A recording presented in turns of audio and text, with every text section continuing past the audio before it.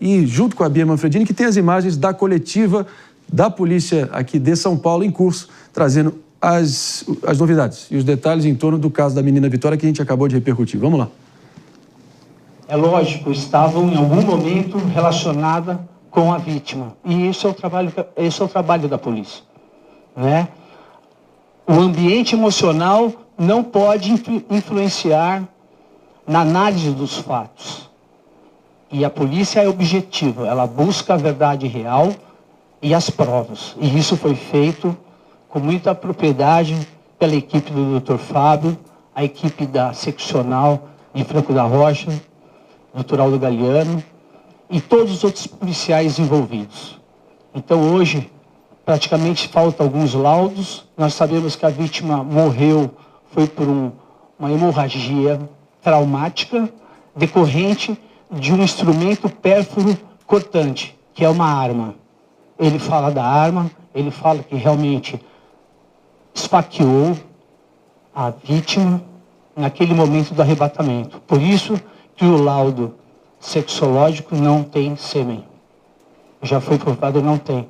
Foi justamente no arrebatamento que a vítima reagiu. Então, nós averiguamos todas as possibilidades, investigamos todas as pessoas, todos os seus celulares foram apreendidos, vão ser devolvidos, e a gente não tem a menor dúvida quanto ele ser o autor desse crime, e o mais importante, o passo fundamental em prendê-lo, porque com certeza nós não conseguimos salvar a vítima Vitória, mas outras poderiam realmente estar na linha de frente desse perigoso, nós chamamos de Jack, na gíria, o Jack é o assassino estuprador, que tem um transtorno mental, e esse é o perfil dele, criminoso. Então, parabéns a todos que fez essa investigação.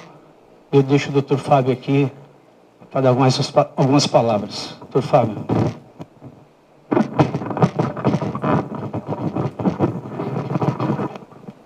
Bom, gente, bom dia a todos. Feliz de vê-los aqui. Tenho certeza que vocês compreenderam o meu silêncio todas as vezes que me procuraram, porque como o Dr. Luiz Carlos comentou, essa foi uma investigação que foi pautada eminentemente em provas técnicas. Como, aliás, os homicídios têm que ser. Tem que lembrar uma coisa para vocês, uma condição jurídica, na verdade. Quando você trabalha com interceptação telefônica, você obrigatoriamente está adstrito a sigilo constitucional. Então, o teor da investigação, as minudências, são vedadas em razão da vedação constitucional.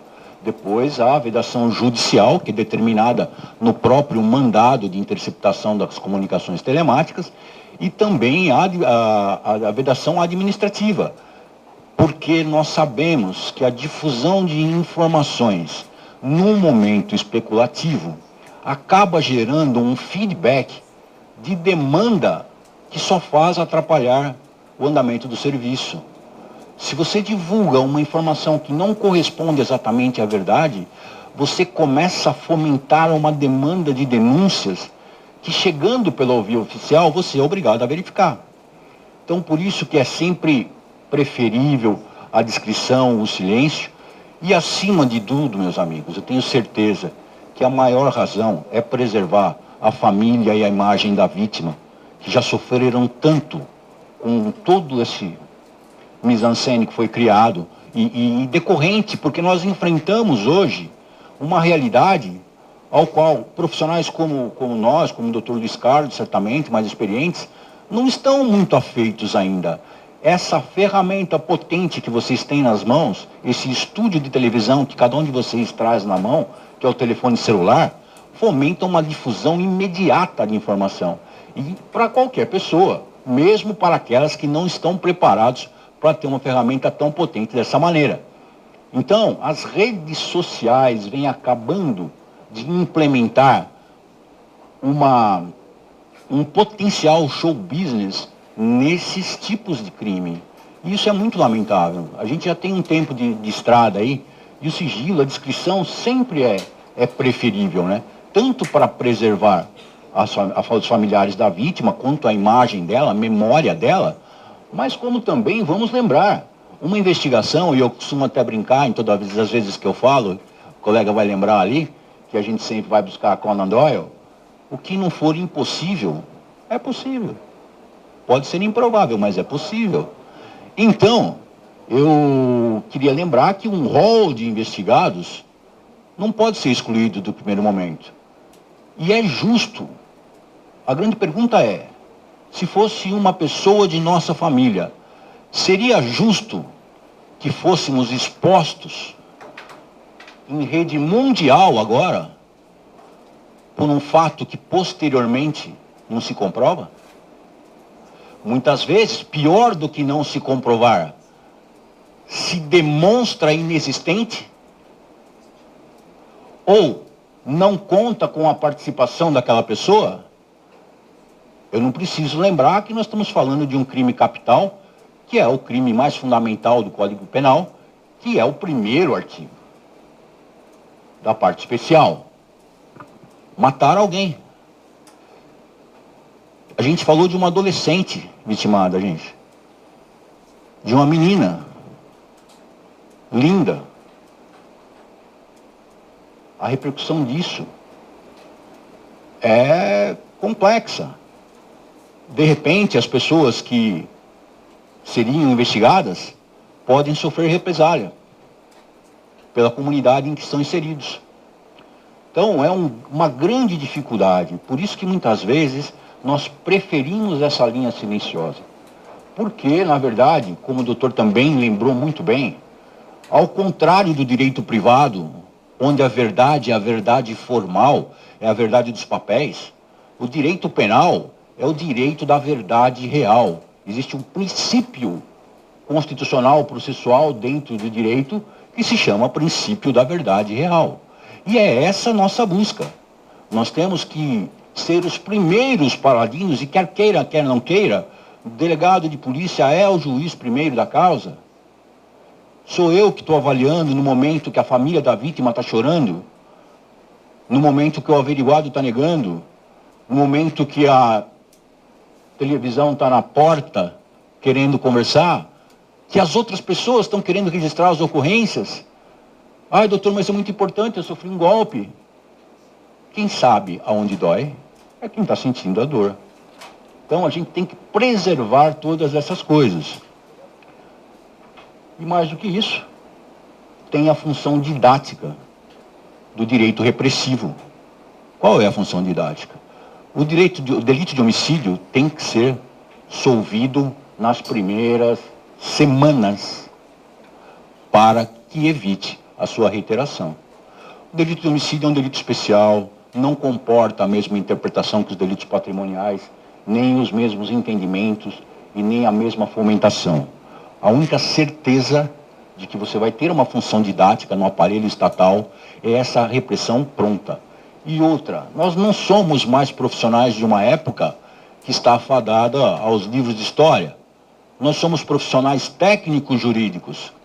E eu gostaria muito que os profissionais do direito, implicados na persecução penal, seja de defesa, seja de acusação, seja de investigação, que é sua faceta administrativa, se lembrassem que nós estamos a serviço da lei, que é a expressão da vontade de um povo num determinado momento. Certo?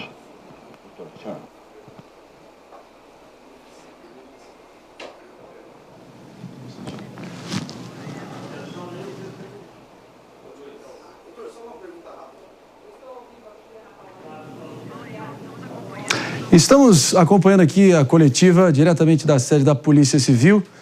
Conforme nós estávamos esperando aqui, são detalhes aí já num caráter oficial, confirmando sim que houve uma violação sexual da menina Vitória, que só agrava essa situação, traz um contorno ainda mais macabro, perverso aí de uma história que já era ruim, consegue piorar com essa confirmação, apesar de todos os indícios que já se acumulavam. A gente seguirá repercutindo aqui entre nós, na medida que novos detalhes forem surgindo da coletiva dos delegados da Polícia Civil, traremos aqui em primeiríssima mão. Retomando aqui o papo, então, com a nossa Carla Albuquerque, aproveitando a presença dela aqui para, realmente, conforme o esperado, Não demorou, questão de 10 minutos, a gente já tem aqui a decretação de que o que era o pior cenário, o inimaginável, foi realidade. É muito triste, né? Porque aí a gente agora já começa a ter, né, a informação oficial, e essa informação é muito importante, de que a vítima Vitória, essa adolescente, sofreu, né, também crime contra a dignidade sexual dela. Ou seja, ela foi abusada. O que é importante agora, a polícia precisar melhor essa linha do tempo. O que aconteceu?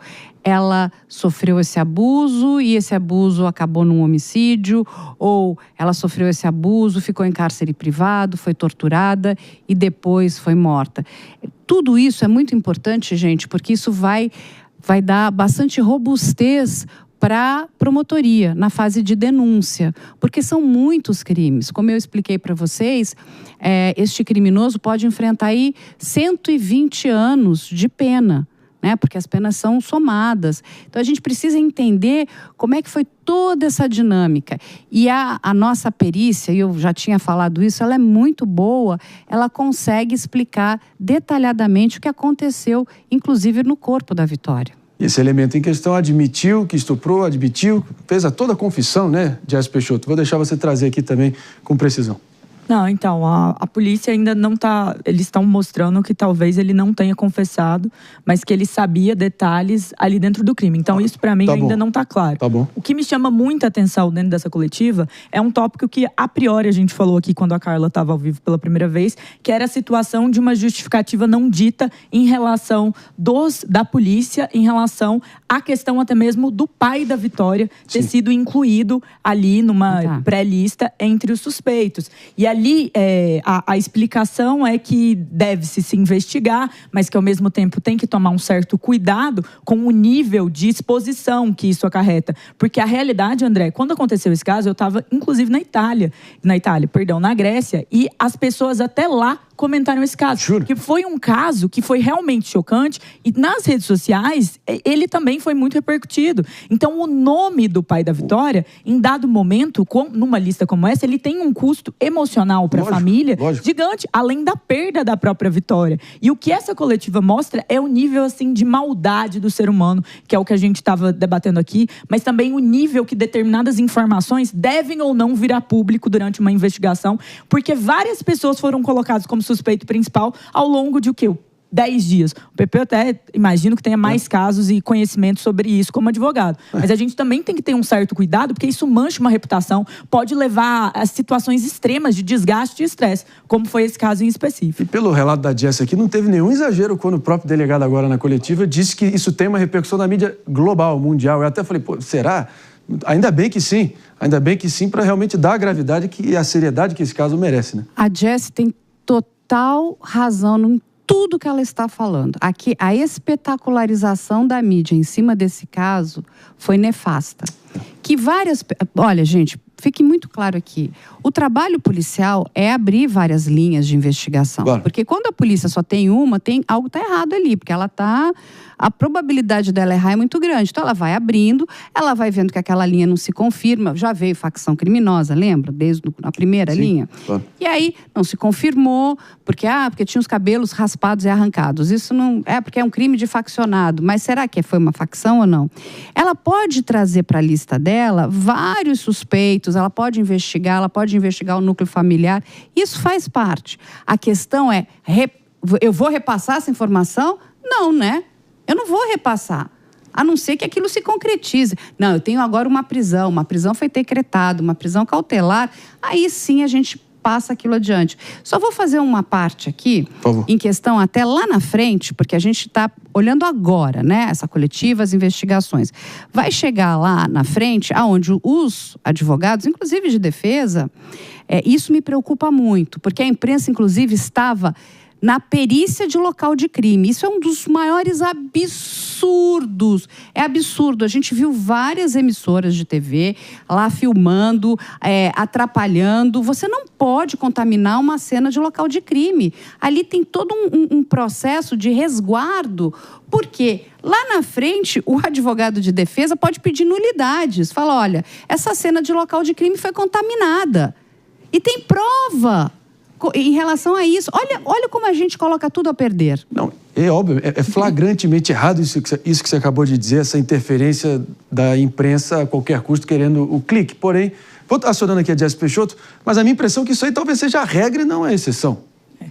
Deveria ser exceção, mas pelo visto é a regra. Eu tenho uma pergunta, na verdade, para o PP aqui dentro disso, que é a situação que a gente tem em relação a essa confissão, não confissão, confessou ou não. A polícia pinta ali que houve um certo grau de confissão, que ele desejou, que ele tinha detalhes. Então é o que a Carla tinha falado antes, não é só confessar, é saber coisas muito específicas dentro daquele processo que ainda está em investigação. Até por isso, determinadas coisas como os laudos não devem vazar para esse tipo de caso. Mas advogado vai e fala que não foi assim, ou fala que foi uma coação, alguma coisa nesse sentido.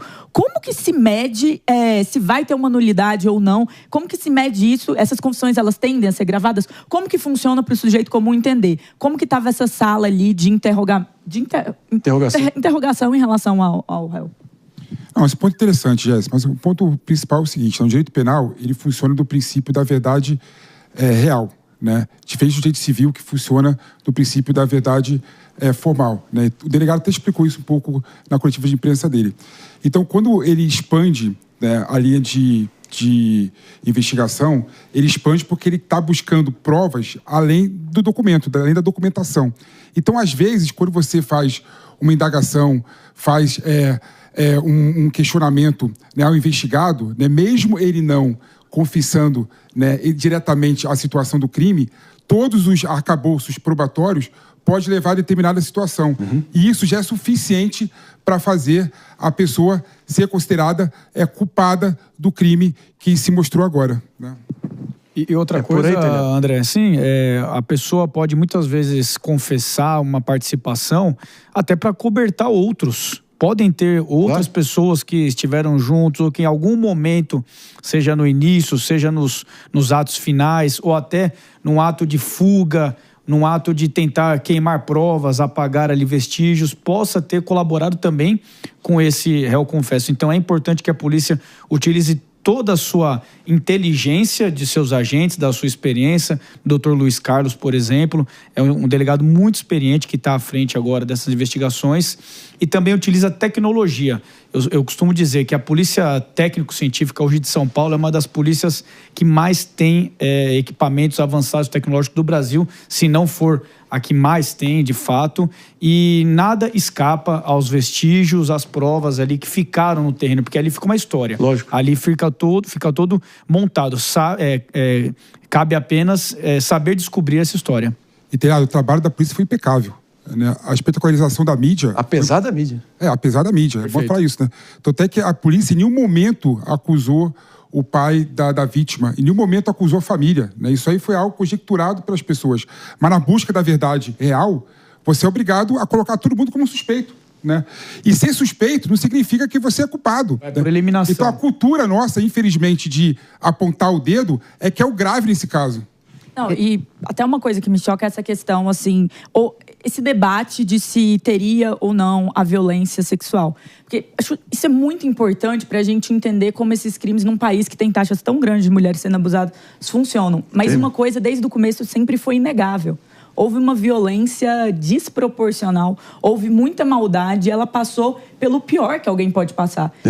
E isso, nesse caso, talvez seja o ponto pilar de toda a investigação. Porque o que está se descobrindo agora é que a polícia nas coletivas falou sobre as fotos, falou sobre a situação toda ali que tá por trás disso. Mas isso é o cotidiano, talvez, de muitas mulheres que hoje não saibam que estão sendo perseguidas e violentadas em sua imagem, na sua independência. Quantas vezes a gente não vê pessoas que põem câmeras escondidas para ver essas mulheres trocando de roupa? Já cansamos de trazer casos. É uma coisa assim que dói muito a todo mundo, mas eu acho que em especial as mulheres, de pensar, será que meu vizinho não é um psicopata desse? Será que meu vizinho não pode estar fazendo isso? É um cenário assim de... Ai daqueles... Só um segundo. Ai daqueles que subestimam a maldade alheia no Brasil do jeito que as coisas estão. Não é alarmismo em excesso, eu não quero que propagandear uma paranoia, mas é a vida como ela é. Ou a gente começa a se precaver e lidar frontalmente com essa realidade, ou quem sabe a próxima vítima pode ser qualquer um de nós. Essa é a realidade que está posta. Eu vou partindo já para quem nos ouviu pela Rede Jovem Pan de Rádio Morning Show. Fica por aqui, amanhã estamos de volta. Tchau. E agora sim, para quem está nos assistindo, segue aqui ao vivaço com a gente, Carla Albuquerque. Não, e só um adendo aqui, a autoridade policial, ela precisa comprovar a materialidade, né, e a autoria do crime, independente de qualquer confissão. Entende? Se ele confessar ou não, isso não é o caminho final da investigação. Até porque, gente, tem na questão do rito, né, processual, o que vale de verdade como confissão é na fase de pronúncia. O que vai acontecer depois da fase... Primeiro a gente termina o inquérito policial, né? E aí depois do inquérito policial vem a fase de denúncia, que é com o Ministério Público, que os criminosos serão denunciados, se vai ser um, se vão ser vários. Aí a gente vai chegar na fase de pronúncia, que é quando o juiz vai trazer o réu ou os réus, promotoria de um lado, defesa do outro, e ele vai perguntar: como você se declara? Culpado ou inocente? É esta confissão que tem valor, de fato, para a justiça. É isso aí. Porque vai ter um atenuante ou não. Aí tem os dois lados, defesa e acusação, estão de acordo, e vamos adiante. Mas esta é a fase que vale, que tem a importância, que é a fase onde a pessoa vai se declarar culpado ou inocente. Então, assim, todos os olhares voltados para essa fase tão decisiva que é, como a nossa Carla Albuquerque, que esteve aqui com a gente, sempre agraciando o Morning Show. A gente gostaria que fosse em circunstâncias mais tranquilas, mas talvez é um daqueles casos que vai deixar suas marcas por muito tempo aí no consciente coletivo aí do brasileiro, tragicamente. Tamo junto, minha querida. Obrigado demais.